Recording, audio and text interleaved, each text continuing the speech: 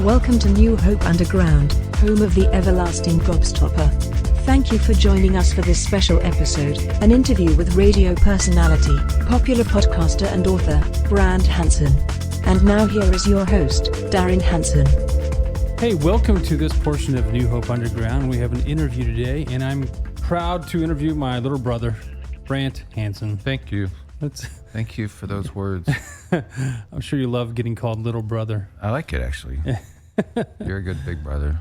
We're the only two in our family, so it's pretty much, no other brothers and sisters. So. Right. This is it. And I tell people very frequently, and if you're listening and you've got siblings that you don't get along with, that's got to be very rough. And I tell people all the time how thankful I am for you, and what a joy it is to have an adult relationship with a sibling where there's very little tension. And so I know this is supposed to be the goofy part of the interview, but I think that's a really cool thing. And when I see other siblings that don't have that, I really feel for them. That would stink. Well, I appreciate that. I feel the same way. It's cool. We just pick up wherever we leave off. Totally. Yeah, It's always been like that. Never a gap. And if you've been through enough stuff together, then you can relate that way. If it goes the right way, it can go very right. So, yeah. That's cool. And we've had some great moments, even as kids, playing baseball in the backyard. With the tennis ball most of the time because you were afraid of a real baseball. Oh, totally afraid. And in retrospect, I should have been. And what was I doing? Been more afraid. What was I doing? Exactly. What was I doing ever playing with a hard ball? I should never have been. But got here anyway.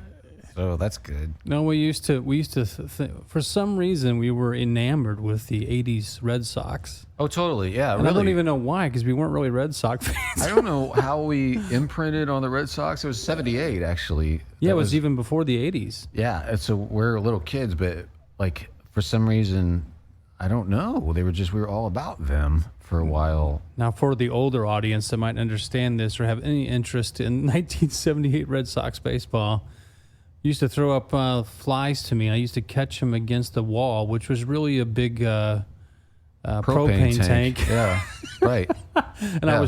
I was always Dwight Evans, the right fielder for the Red Sox. Yeah, I was always Butch Hobson, the third baseman. And this is a team that was up 13 games in the last month and blew it. And that was so heartbreaking. I remember when they lost. I think it was Carly Yastrzemski popped up to end the game, but I was listening in the other room crying behind a couch, like literally behind a couch crying against the wall. You were kind of a Yaz fan. It's fun, not that big, but they just blew it. Like, yeah, they did. They just totally crumbled to the hated Yankees and then had to play one game playoff against them, and Bucky Dent had a 3-run homer, and it was just like, no, this cannot be happening. I'm sure there's so many people at the sound of our voice who know exactly what we're talking about. Oh, totally, yeah. But anyway, we've always had some good times. So I'm down here in Florida, actually, in Brant's studio. He's graciously allowing me to interview him and also use his equipment at the same time. So that's pretty cool. But here's the thing. I've already interviewed you once for this podcast. And so if you've never heard his other interview, it's still on there. You can go back. And honestly, I can't remember exactly what episode it is, but it's in season 2, I believe. But we talked a lot about your podcast and your books that you've written and your job there. So if you don't mind, we just summarize real quick, because we're not going to spend a lot of time on it, but just summarize what you do right now and maybe your books and what you're working on and your family and that kind of thing. Yeah, that's always hard when people say, hey, what do you do? And I'm like, oh, I need to have a good answer. So hard to explain. I'll say I do books, and I write books, and I do radio, and I work with Cure, and Cure is this great hospital. I usually want to land on that, but it's confusing to people, all the other stuff. So sometimes... But I like to point people towards Cure. It's this hospital network that's very Jesus-shaped, and as a follower of his, I'm really excited about that. Most excited about that. So I use my platform, books and radio and stuff, to try to advance that work as I can, and I'm honored to be a part of it. So the books, have been wonderful. And I only recently really started writing them. And then the radio thing I've been doing longer, and it's syndicated. It's on a couple hundred stations across the country. And then we do the podcast with Sherry, who's my awesome producer. So that's it. And my family is me and Carolyn and Cozy right now in terms of in our house right now, because our kids are grown up. And our daughter's married, and she's awesome, brilliant. Works with a foster care ministry, helping kids on the edge, and our son is in the military right now and getting ready to go back to school, so he's awesome. So that's it. Yeah, and you should go ahead, tell everybody where he's going to school, because I know you're proud. Well, apparently, he's been accepted by Yale Medical School, the School of Medicine at Yale. Fantastic, yeah. And so we're looking forward to discount surgeries in the future. Absolutely. All the surgeries we could possibly want, just like elective brain surgeries, elective heart surgeries, just stuff just for the heck of it. Believe me, there's been plenty of people who've suggested brain surgery for me in the past. Oh, yeah. Well, then you can take them up on it, give out coupons. There you go. I could be one of those guinea pigs. Well, I know a guy. He'll do it. Yeah, all sorts of orthopedic things he could do, or neuro, depends on what he goes into. But that is his goal was to be a surgeon, so we were elated that he got accepted. We're still awesome. Celebrating that. We're all proud of both your kids, because they're incredible kids. Thanks. And you and your wife, obviously, incredible. Carolyn's been extremely hospitable, giving my own food and my own toiletries and stuff, if you will, sundries. Yeah, she's great about that. So it's been great. I would want to say real quick before we get into some of the meat of this interview is that cure.org, you need to check it out. Medical missions, they work basically healing kids. They work with kids, for kids, but not just, I don't know if it's just kids. It's not just kids, but it seems right. It is. It Actually, is it's solely just kids. We are a pediatric, orthopedic, and neurosurgery operation. And so it's for kids that have, I mean, they're in developing nations. They're poverty stricken. They don't have access to surgeries that people would here, and so they wind up their whole lives living with disabilities that render them completely at the bottom of the barrel in terms of the social structure, the unfair social structure, and they're treated and abused in horrible ways.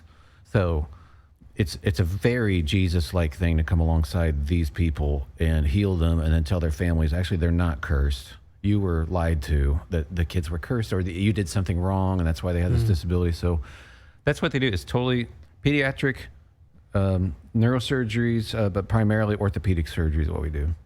It's amazing. So check it out. At least you can read some of the stories, and also maybe even become a hero, which is some name of a person who gives. Yeah, it's like money. $39 a month or something like that. It's totally worth it. My wife and I support it, so maybe you can too. But I wanted to talk about just kind of, that was a good summary of what we had talked about, honestly, in the past. But today what I want to do was just chat with you just about kind of radio, because you've been in radio for a long time. Yeah. Now, you do a podcast, but your podcast is really your radio show that's actually syndicated on Christian radio. Yeah, so we take the music out of it. Right. And because you can't even play music on podcasts without licensing stuff or whatever. So anyway, it's just our part of the show. And then we add some extra stuff on there too each time. Not every time, but most of the times now we have extra stuff. So if you check out the Brant and Sherry Oddcast, it's called Oddcast. Yeah. Then you'll get some extra bonus material that's not on the show. Now, what's interesting, around our area, we don't get your show like on any Christian stations around our area. There are some a little bit farther away, but we just can't pick them up. Yeah. So a lot of people aren't necessarily familiar with your show as far as the radio is concerned. Sure, right. But they have heard you on local commercials all the time. Yeah. MetaShare. Doing the MetaShare commerright and he's on the radio in Effingham. He's on the radio for MetaShare. Yeah, that's really been fun. Like I write those and I recommend MetaShare for a lot of people. It's an awesome thing. So I get offered things, which is wonderful. I never thought that would happen, but there's a lot of opportunities to be for things and be paid for it. And but the MetaShare thing, I just started making their announcements, and I really admire what they do, and it's been a blessing for everybody. It's not the perfect thing for every single situation, but it's really good for an awful lot of people. Right. So I have no problem letting people know about it. It's a ministry. It's a not-for-profit thing. So, yeah, but you may have heard the MediShare commercials, and if so... We're looking at it as we speak. Oh, really good. Yeah, because we've got to do something. Insurance is just amazing. Yeah, amazingly crazy. I'm not trying to sell it, but it is cool because you do have a massive network, and then of doctors you can choose from, but also like telehealth and all that stuff. And in terms of the interface, it's really, really good. They're really, really good at that. So, that's awesome. And I've heard from a lot of people they love the customer service. So again, maybe not for everybody. Yeah, but I know we have some people in our church who use MediShare. Good. So cool. But you hear him on the radio. That was kind of my That's if his voice rings a bell, maybe you've heard it on a couple of our local stations. But you've been in radio for how long has it been? I mean, when did you first start in radio? I started in college. I mean, I did like 3 a.m. to 6 a.m. shift at the student station on a Saturday morning. So it was once a week for 3 hours. You went to the U of I. U of I, and then the station was actually a cable radio station where you could only get it if you proactively hooked up wires from the dorm walls at the U of I to a radio or a stereo in your dorm. So no one could listen to it in a car. No one could listen to it if they didn't proactively connect, even know what that was for. And there was so not a big audience. There was no audience, literally 0 people. And I knew that for a fact because we offered cash money to the first caller one time, like all the cash we had in our pockets. Just to see what would happen. Just to see if anybody took us up, but nobody, not one call. No one was listening. Pretty soon I had friends coming in, my friend Jeff just to do the news. He just made up stuff. And then I would actually sing along with the songs on the mic because it didn't matter. Nobody cared. It was just going nowhere. Nobody cared. And so I started there, and then I eventually switched over to doing a weekend shift on a Christian radio station. And then I got my degree in journalism, so they needed a part-time news guy, so that's what I was doing. And then eventually that went full-time.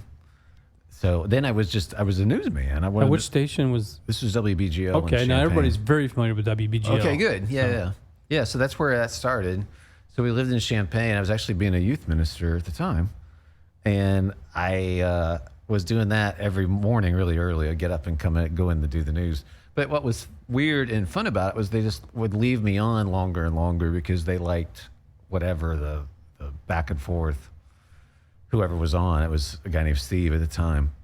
And so eventually it became like a show, but that was never the intention. And I was always like, I'm going to be a serious newsman. I tried to think, I did series on different issues, and I went out and covered stuff. It turned into a whole banter, back and forth show. And, right. And nobody really cared about all my attempts to get news stuff.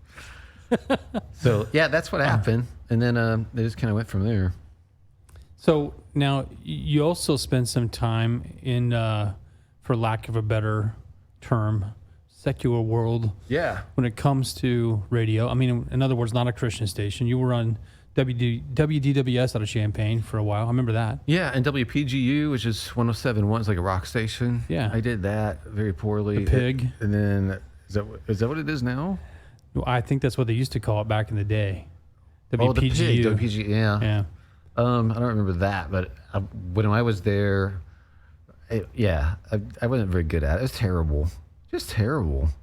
That's the thing, you go back and hear tapes. It's so bad. It's so bad. And well, you got so much more experience now, so it makes sense, I guess. Yeah, and it's also, you have to hear yourself because you have to go back. You have to make yourself listen to yourself to hear the disconnect between the way you think you sound and the way you actually sound.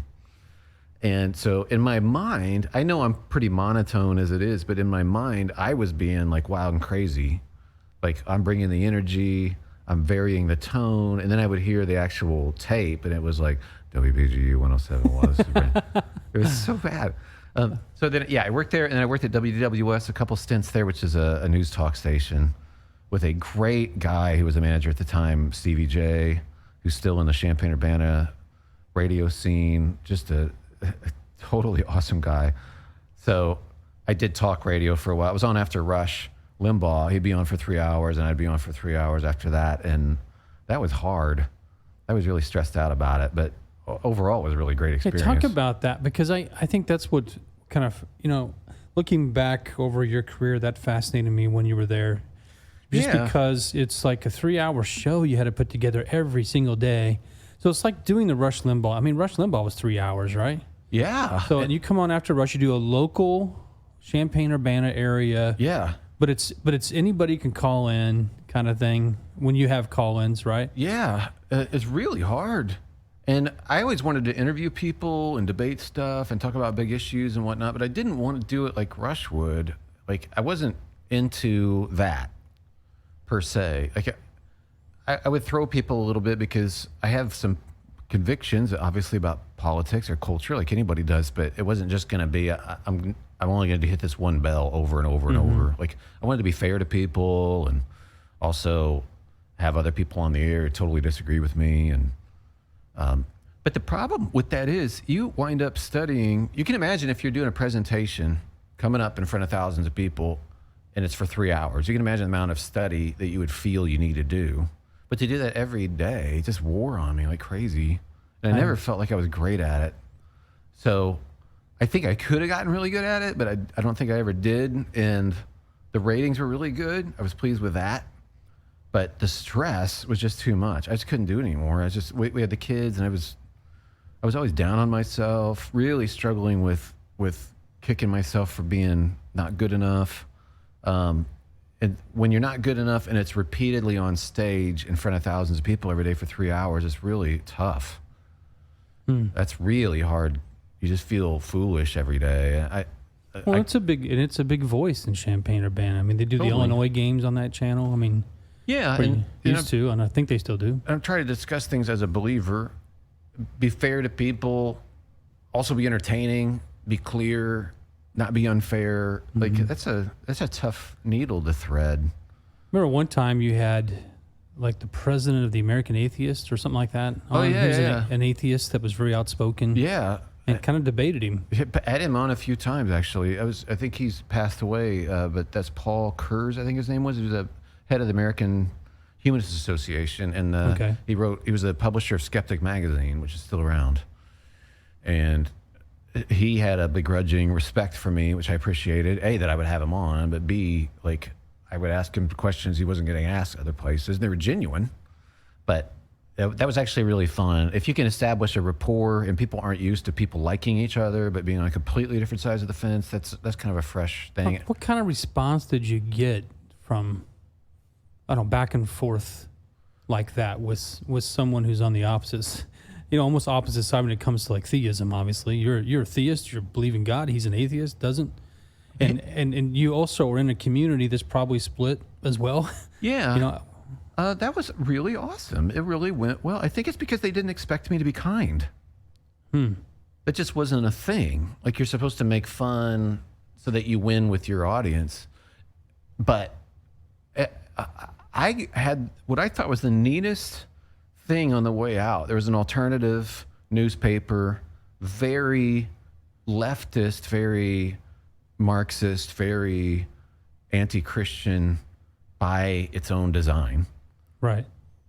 And the guy who wrote it is a smart guy. The guy was the editor of it. Had a lot of people contributing to it, but he wrote me a note after I quit and said, I didn't agree with anything where you were coming from, but I thought if you set out to do a show that was actually fair to people and actually represented Christianity, you hit your target. And I thought that was the best thing. I have that letter somewhere.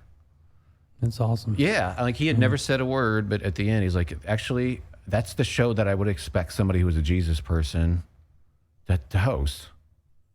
And I thought that was it was like the best. I was like incredibly encouraging on the way out.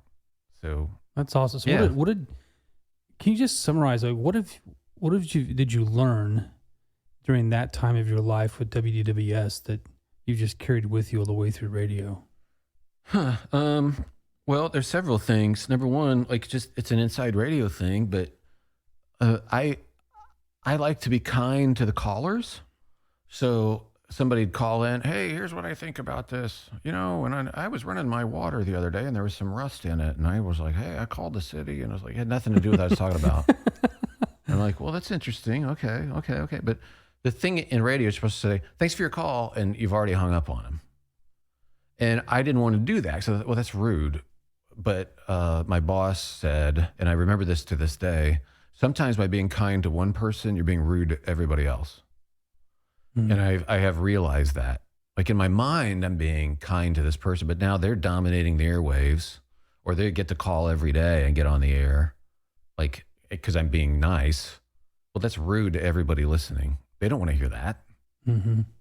So that was something I took away. And rude to the other people waiting on the phone. Absolutely. Absolutely. But all of your listeners, like I'm trying to be welcoming. That's not actually welcoming. And that has wide application, I think, for relationships and all sorts of stuff. Like there's ways we think we're being nice, Midwest nice, that's actually not nice. It actually causes more problems. That's a very me thing. I don't like conflict. So that was good to learn. I'm trying to think of other stuff that I had to learn. You never know something as well as you think you do.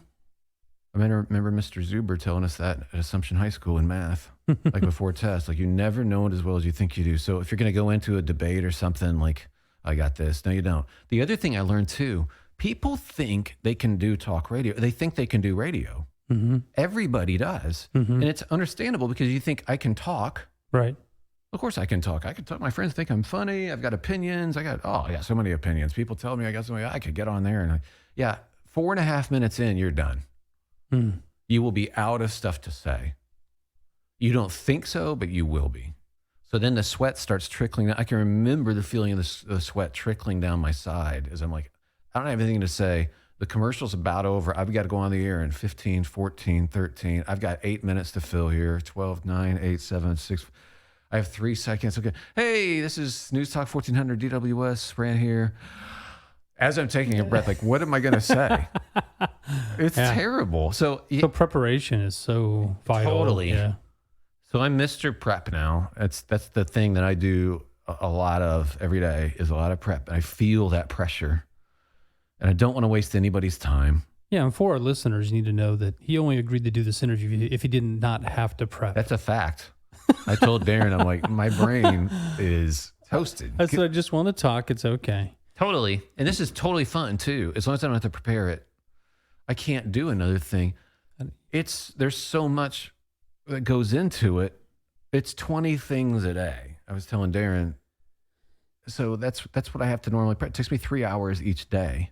And I've got to come up with 20 things to say that are either at least somewhat funny or something or entertaining or some kind of fresh, or at least a fresh reminder of something about spirituality, about who God is, about Jesus in a way that we haven't done before.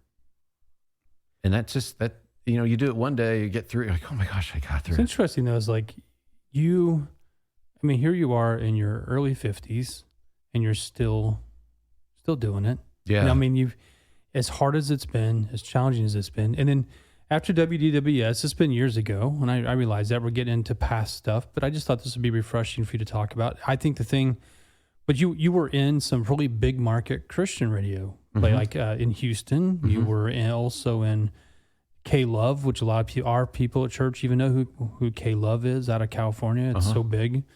Worked with Air One, which was with K-Love. Just from those years, you even won the Dove Award. He won't say it; he'll be modest, but you won the Dove Award, with the Golden Microphone Award, Radio Personality of the Year. Is that what it was exactly? I can't remember. It was they stopped doing it, but I won that back in the day. I won a few of It was just really, really, really encouraging, incredibly encouraging for somebody that's always like, I'm terrible. That's what I've always struggled with, which is not good. It's not humility either. You worked with the Way stations? Way FM. Still on Way FM. I'm actually still in Houston, on Engine, still on in these other markets, just different stations or whatever. So I'm just curious. You've been in some really popular stations, big markets. I don't know I'm just looking for a takeaway. Like what in those experiences, can you give me anything that you're just really proud of? Maybe something that was a challenge? Yeah. Well, here's the challenge I was talking about recently. And there are a couple of things. Number one, I try to tell people who are in Christian radio, like, remember why the heck people actually tune to your station. they're looking for something. It's not because the music is head and shoulders better quality than all the other music. It's just not. Like if we're on par in terms of production and stuff, that's awesome. But it's like people are looking for God, right? I mean, they want to know Him. They're looking for some kind of community or some kind of reassurance, or they're lonely, some kind of connection, some kind of reminder that they don't need to be worried and anxious, or something like that. So when you're talking about consistently about, waiting in line at McDonald's and how you don't, and you're in the drive-through and what's your favorite thing to order at Miss Starbucks? Like, that's not why people tuned in. I mean, it's part of being human. So I'll talk about stuff but I'm not going to go on about it. Like I'll say something, drop it, but I want at least half. If they're tuning in for 15, 20 minutes, I'm going to talk about Jesus at some point or something pointing them to hopefully a yearning for wanting God. That's why they tune in. And I'm doing it because I believe it too. But like, just even strategically, like, just don't try to be cool. Why would you? That's not why people are there. So people get frustrated listening to Christian radio sometimes because the radio hosts are thinking we want to be welcoming, and that means talking about cookie recipes. But it's like, but welcoming to what? Yeah. People want something. It's like going to a church and they don't offer you anything. Like, well, I just heard an inspiring lesson about motivating myself for work and had nothing to do with Jesus. Like, well, all right, but I can get that anywhere. So anyway, that's one big thing. Another big thing is in any job, all of us, we're always attracted to what gets attention or gets positive feedback, and we start doing more of that. So what can happen if you're on a Christian radio station or any radio station, let's say you pick some sort of a niche subject, and I'm trying to think of an example. Well, I could talk about autism, for instance. So I'm on the spectrum, but if I make that my thing, that's all I talk about, I'll have people coming out of the woodwork like, thank you. I'm so glad that's all you talk about. Oh, yeah, sure. So I'll get all this feedback, and then I'll start doing that all the time. But everybody else is like, that's not really my thing. I appreciate you talking about it. It's not my thing. Like, but we tend to gravitate towards that. So if somebody says, glory, hallelujah, on the air one time, someone will call and go, well, thank you, brother, for finally saying glory, hallelujah. But someone's finally talking my language. And then you're like, oh, I should say glory, hallelujah all the time. Next thing you know, you become this cartoon version, because that's how we humans are. Right. We get a little bit of good feedback about something. Oh, I need to do that all the time. Like, preacher, I love it when you do those knock-knock jokes. Maybe you did one knock-knock joke. Next thing you know, like, people like my knock-knock jokes. Well, most people probably don't. That's why I use them. I know you do. That's why I figured I'd go with that. That's your go-to. Usually as a part of your invitation. Yeah. But like that can really distort the work you're doing. It's the positive stuff that will throw you. Classic example, and I can't remember if I told you, but there's this study, and forgive me if I have, but there's a study where it wasn't a study, it was a joke. It was in college, but college students did this to a professor, where every time he walked over to one side of the room, while he would go back and forth. And they decided before he came in, every time he'd walk towards the windows on one side of the room while he was talking, they would all smile and make eye contact. And then every time he'd drift to the other side, to the door, they would look away, like disinterested, roll their eyes, yawn. We did that in our college. Did you? Yeah. To one of our professors, every time we all talked before, it was a big class, 7:30 in the morning, and we all talked ahead of time. And every time he had a habit of putting his foot up on a metal chair. So every time he put his foot up on the metal chair, we all sat up and paid attention. Every time he took the chair. Oh, that's so funny. And we noticed he just kept coming back to the chair and putting his foot up all the time. And he had no idea what was going on. But no, but you internalize that feedback. Right. Well, in this example, the guy's just pressed up against the windows by the end of the class. He's like putting his body over there while he's talking. I'm not even thinking about it probably. But just you unwittingly go where your ego is stroked. And I'm not even saying that as a bad thing. It's just like that's who we are. But that can be very distorting. Somebody said to those people, all those people on American Idol auditions who are horrible, somebody said, hey, you're really great. You need to go. Yeah. And then somebody's mom said, you're really great. No one gave them the truth or nobody. And that can really distort who you are on the air. And you can't pay attention to that. You just, you get a few calls and you think everybody's calling. No, not everybody. It's 3 people out of 3 million or whatever. Like, anyway, there's a couple takeaways I would say based on having a large platform that can really mess you up. good's not always good, is what you're saying. It's more about what do people really need. No, and if you put up, Yeah. if you're doing this on Facebook or Twitter or anything, Instagram, like, oh, I got a lot of likes on that, you're more apt to do that thing again. That's just how humans are. But it's maybe not what you're supposed to be doing. That's really good.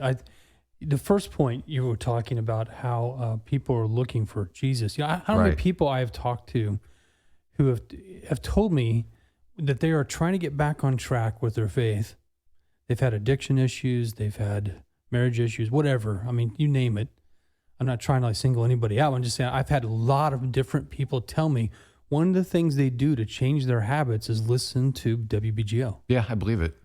They turn it on in the morning because they were not doing that before, and they feel like somehow, some way, that is going to help them stay on the track with Jesus. Oh, totally. Now, I'm not saying it does. I imagine I'm just saying that they're convinced it does. I imagine it does. If you think about it, like, just what do I set my mind on in the morning? I just memorized. I'm not good at memorizing, never have been, but I just memorized a verse in Psalms, a couple verses where it says, "Cause me to hear thy loving kindness in the morning. For in thee I put my trust. Cause me to know the ways wherein I should walk. For I lift my soul up unto you." But the first part of that, like, cause me to hear of your loving kindness in the morning. Like, cause me to remind me. This is David, right? It's to start your day with a reminder of who you are, who God is. That changes People everything. know they need it. Right. My point is, those are listening, they tune on the radio for that. Yes. A Christian radio station. And if the Christian radio station is talking about recipes. Worse, or sometimes a snark. It's like, I'm trying to be cool and hip and I'm sarcastic. And I'm like, I love sarcasm and everything like that, but that's not why people are there. They need some encouragement. Boy, this is so parallel with the church, folks. Totally. I mean, people come, I don't know how many people I've told that to. It's that people come and our doors on, so we have a built-in evangelism in our culture, because when people are looking for God, they walk into your church on Sunday morning. Right. And if they hear anything but Jesus, there's something sadly mistaken. Totally. Especially at a church. But we can be the same way, just like you're talking about at Christian radio. Absolutely. We can get so sidetracked. How weird if the culture reaches the end of itself where people actually start asking questions, where they're like, this isn't working, what we're doing here. We've talked about this, the radical self-expression, like, winds up loneliness. How unfortunate would it be, tragic, if people are looking for Jesus and we're too cool to give him to him. Now they want him and we're too cool. We're out doing other stuff. Like, what in the world? I don't know. And I always, it's a big disconnect. It is. I always feel like, hey, if you want to be a personality on the radio, for instance, who wants to talk about cookie recipes, awesome. But please don't gum up the Christian radio stations with that. If that's your main thing. Same thing with preachers. Like, you want to be a motivational speaker, whatever. Awesome. Yeah. Fantastic. Go for it. But please don't, when people are looking for Jesus, like, please don't gum that up. We've been having that discussion a little bit with philosophy of ministry behind the scenes with some of our staff. And one thing I just kept bringing up was the fact that there's nothing, in my opinion, there's nothing wrong with the Sunday morning service being seeker-friendly, meaning that you're caring about that person that's walking that doesn't know Christ. Sure. Now, there's some churches that have gone to the point of where they say, well, what that means, though, is that we try to water things down. We try to make you feel more comfortable, therefore not. But I think the problem is not the mentality of wanting to reach someone who doesn't know Jesus. It's that we're not going to reach him with that kind of stuff. It should be, the sermons should be, I don't know, tougher, for lack of a better term, when it comes to sticking with the gospel, more challenging. It should be almost should be the opposite. How about right? How about do you want to follow Jesus? We're going to talk about how to do that. Yeah, which isn't easy. Here's about how to love your enemies. Next 2 weeks, week after that, here's how to bless those who persecute, or bless people who are causing you problems. Let's talk about actually how to follow Jesus, do that stuff. It is challenging. It is tough. But that's actually what we're actually supposed to be doing anyway. Well, talk to me a little bit about some of the response you've had because of that type of straightforwardness on the radio and in your podcast. I think it's gone well. I think it's gone very well. I can't say definitively, but Because again, the feedback you can get is anecdotal. I mean, people are going to feedback. Right. Most people, if they don't like you, they'll just tune out. They're not going to write you and go, I felt like you were too spiritual. But I wouldn't know any other metric other than we're on a bunch of stations and sure, it's grown. And the industry itself, thankfully, is asking us a lot of questions. I think it's really cool. I'm honored, having done this so long, like to have people say, how can we also do this is really cool. It's interesting because I know your heart, and I know that you don't want to share it just in the sense of like, oh, this is effective for radio. Oh, no. It's more about, it's not like you're putting on pretense. No, not at all. It's more about just be yourself and pursue Jesus and not be afraid to talk about it instead of like putting on some sort of airs. This is the key to communication, I think, for anybody, anywhere, anytime. And I have had the advantage. I don't think I'm an expert at all. Nobody is, but I have had the advantage of years of trial and error, of over and over and over trying to be as succinct as possible when I'm talking. That's what I do. How can I say that thing that I could spend 90 minutes on, but I'm going to say it in hopefully 45 seconds where it's understandable. But the key to me is be yourself, but not just be yourself, is be yourself through the lens of whoever is listening in a way that is, I should put it another way. Be yourself in a way that honors the person listening. Empathetic, to be empathetic to your listeners. How many times have you ever heard preachers or whatever? It's like, you don't realize everybody's tuned out. You don't see that. You're not aware of that. You don't realize you've just gone on and on and on, and you could have cut this off, 20 minutes ago. It's lack of empathy. Kind of like be aware of yourself, but don't think of yourself. Yeah, well, you want to not be fake. You want to be yourself, right? But understand, like, if I go on about the 78 Red Sox, for instance, on my show, that's me. That's totally me. But if I'm doing it on the radio with this audience that's there for Christian music, right, then I'm not being empathetic. I'm not being empathetic if I just talk about my interests on the radio. So I do want to talk about my interests, but only through the lens. So I will mention things that I like, but only through the lens of understanding that the person who's sitting across the table from me, metaphorically, may not be interested in that. So that's been really helpful for me when I ever do public speaking too, is just being dialed into, am I actually being empathetic to where they're coming from? I think it's communicating. Well, New Hope Underground audience is a very unique audience, and they love to talk about the 78 Red Sox. And I know they do, and that's they're also tuning in deliberately because of you. So, but for me on the radio, it's a different thing because some people are tuning in for me or Sherry or both. Right. But a lot of people are just flicking on the radio stations. They're like, hey, I want some tunes. Right. Well, I got to be aware of that. That's the room that I'm in. On the podcast, I can go on about the 78 Red Sox and just say, hey, for the next 20 minutes, I'm going to talk about the Red Sox. And if you want to bail out, go right ahead. But that's the room that we're in. Yeah. That's empathy. Again, because you can do that here, but I can't do it there. Right. Who's listening and what are they actually looking for? And do I love them? And if I do, I'm going to serve them. I think that's really, really good. I think the same way as a preacher, like you said, when you do public speaking, I mean, you're trying to, and I get mad at myself sometimes. I'm like, man, that went way too long. What in the world am I thinking? And then I'll get feedback that sounds like the opposite. Mm-hmm. Oh, that didn't seem long at all. And this name, but who's going to tell you it was? You've got to be a little bit harder on yourself than you do. There's here's why I prepare so much too. And I know you prep a lot too, but you probably had this happen. Maybe I'll go speak up front somewhere and I prep because I'm really worried. I want to make sure I do a good job. And it goes great. It just was a home run. I have this next time I want to go up and be like, I got this. And then it was going to be terrible because I didn't prep like that. So the next time after that, I'm like, boy, I was terrible last time. I left a horrible taste. I'm going to nail this thing. And I prep, and then it's really good. And then I'm like, okay, I got this the next time. Like, I got to quit doing that. So I've realized every single time, even if it's something I've already talked about 10 times, like I've got to prepare, be nervous, all of that, for this to be effective for the people that are gathered in front of me. If that makes any sense. No, it makes a lot of sense. One last question. Mm-hmm. And that is this. We've already kind of nailed down the idea that how long you've been doing this, the fact that you're still doing this. What drives you ultimately to keep going? I mean, why are you still in this field? Yeah. What is behind it really? And maybe you've already said this during the time of this interview. Maybe not. You can revisit it if you want, but maybe there's something new you could share, because I've often experienced myself that it's like any other job. There are times you just want to pack it in and say, I'm done.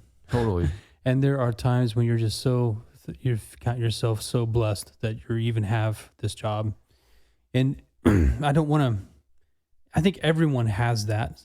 And I know you do too, just like anybody else. But I'm just curious, like, dig down deep here a little bit. Uh-huh.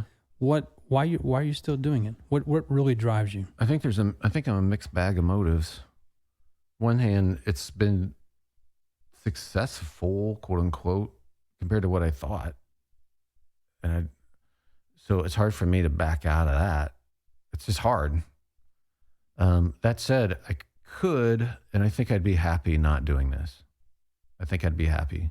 I don't like all the words that I have to spew forth.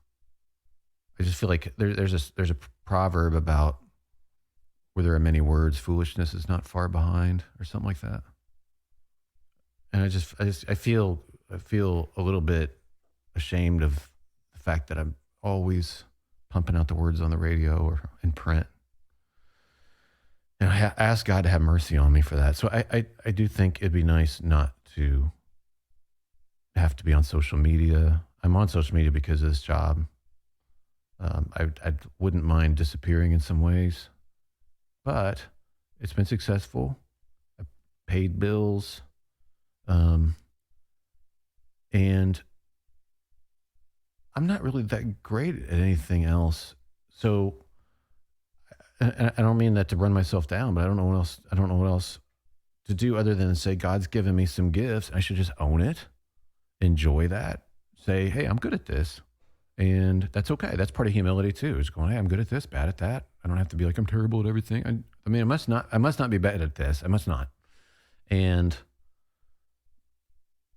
if I'm going to contribute to the kingdom, maybe I can use my gifts, and maybe this is bearing fruit. It seems to be. It seems to be, and I love that I get to work with Cure, for instance. So I love being able to point this in the right way. I hope. So that's probably not a super spiritual sounding answer, but I mean, I think God softened my heart so that I do love the person who's listening, and I've seen good fruit come out of it. I also get to work with Sherry, who's incredibly encouraging and wonderful. My wife keeps me going. So yeah, I'm very thankful that I get to do this. So it probably sounds more depressing than it is. No, it sounded depressing. Okay, good. No, that's awesome. Really thankful. It seems like it's bearing fruit, and It doesn't matter what it sounds like anyway. Yeah. It's truth is truth. yeah, right. And this is the answer you get. And again, I think we're all a mixed bag. There's all sorts of stuff that go into that. Would I like to do something some other time? Yeah, probably. But I'm really, really thankful for this. So, Well, that's awesome. Hey, I appreciate it very much. I think that, just as an outsider, in the sense of not being with you every moment, but being close to you as your brother, it's successful is kind of, gosh, I always hate that word. I hate the word because it's really is defined differently by everybody. totally. And should be. I've got no problem with that. But in my book, looking at you, you've been extremely successful with impact on all sorts of people. And if anybody listening just wants to get on Facebook and look at the Table of Misfits, or is it Table? It is Table of Misfits, which comes out of one of his books. But a lot of people are on there commenting, and people are actually asking for prayer. And I mean, there's a whole community that's kind of come out of the work that you've done, and people encouraging each other as Christians, brothers and sisters. I think that's fantastic. And also to know that there's something about, I don't know, just something seemed like to turn on in you a little more when you started working with Cure. Yeah. Because there was that extra incentive, Yeah. if you will. And I remember when you first started that, and even took a big leap of faith by leaving some of the big Christian radio stations to work solely, under a cure, if you will, and to do your own podcast. And cure almost kind of pushed you out there and made you experience, do some things and experience some things that you maybe thought you weren't ever going to. Totally. And not only that, but it's given, give you some purpose. It does. And it gives me something to talk about on the air where I can say, this is what the kingdom looks like. Because you want to talk about the kingdom, it's great. And there's theory and, I can tell stories, but man, there you go. And that way I can talk about it and I'm not just preaching at people. It just sounds like that's just the reality. It's a great visual picture of the kingdom. Well, check it out, folks, cure.org. Anyway, one thing we have to do, because it's a tradition here at New Hope Underground, we don't have very many traditions, but this is one of them. Every time I do an interview, I do what's called a 2-minute drill. And I'm just going to throw out some subjects. You answer as quickly as possible. Sure. I'm going to try to make it in 2 minutes. It's not always 2 minutes, but so the 2-minute drill begins now. You have to, let's say you're going to have another child, and you have to name them after an American president. Which president would it be? President, I'm going to pick somebody. Millard Fillmore, maybe? Millard? Mill Hans is cool. Yeah. Would you rather wrestle a rabid hyena or a rabid mongoose? Which one are you going for? They're both rabid. Wrestling. Mongoose, I have much better chance to win and probably die later from the rabies. So I'll go with that. Favorite South Florida restaurant? Oh man, probably. I know it's touristy and everything, but we love Utiki in Jupiter on the water. It's really awesome. Awesome. Yeah. European city, you could visit which one for one day if you had a choice right now? Go right now. San Gimignano in Tuscany. I'd like to spend more time there. It's incredible. Favorite St. Louis Cardinals player? All time? All time. Ozzie Smith. Good grief. You could hang out for a day with any famous person in the world, alive or dead. Who? Anybody alive or dead? Wow, if they're dead, I could hang out. Well, let's say they come back to life. Just for this interpreter? Meeting. Huh? Do we have a translator? Sure. I guess if Jesus is off the table. I'm presuming he's off the table, and I guess maybe Paul. Okay, cool. Yeah, there's a lot of other people I'd love to spend time with, but yeah, that'd be cool. You've been installed as a dictator of an island nation. What's the first thing on your agenda? Have the letter M stricken from the English language. To throw back to Steve Martin. If you have to have a new pet, would you rather have a bird named Mr. Tweeter or a hamster named Miss Fluffybottom? I don't want another bird ever again, so I'll go with Miss Fluffybottom. Okay. If you were going to be a missionary and you had to go right now, what country would you go to? Oh gosh, I think Italy. Favorite author right now? Wow, that's good. It sounds highfalutin. I'm not. But Dostoevsky, I'm rereading Brothers Karamazov. Awesome. And marveling at him. Now, here's the last part. It's called Bring It On or Run for My Life. I say something, you say Bring It On, or you say Run for My Life. Okay? Anchovies on pizza. Run for my life. The Backstreet Boys. Run for my life. A Dude Ranch. Run for my life. Return to your high school days. Run for my life. An African safari. Oh yeah, bring that on. That's cool. 30 people over for dinner. Run for my life. Singing in the shower. Yeah, bring that on. White Castle. Bring it on. All right. There you go. Hey, thanks. Sweet. Hope we did well on that. Thanks for being on. My pleasure. Keep checking us out for upcoming episodes once a week. If you are interested in listening to another interview with Brant, we talk about personal obstacles we all put up to block community in our lives. Check it out on our sister podcast, GL Talk. Thank you for joining us.